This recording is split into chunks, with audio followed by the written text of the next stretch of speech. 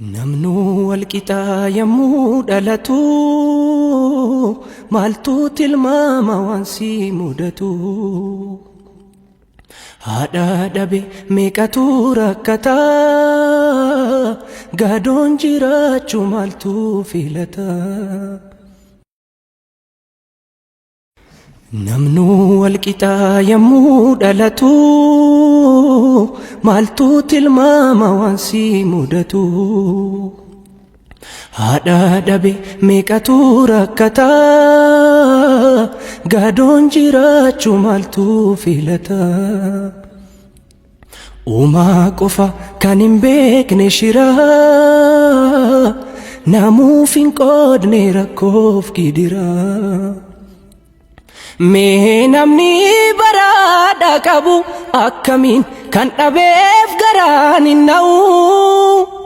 Maatii malee namuun dhalanne jaallate eenyumtuu rakkoon filanne. Carraasa bar hireessa hireessaatti gaabuu malee.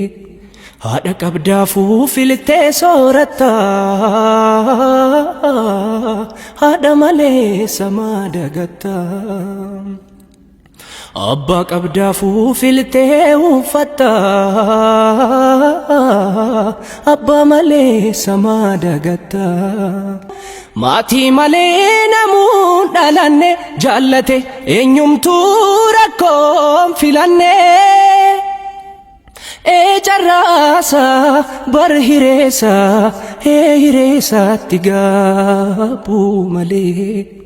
Haadha qabdaafuu filtee sooratta haadha malee samaa dagatta. Abbaa qabdaafuu filtee uffatta abbaa malee samaa dagatta.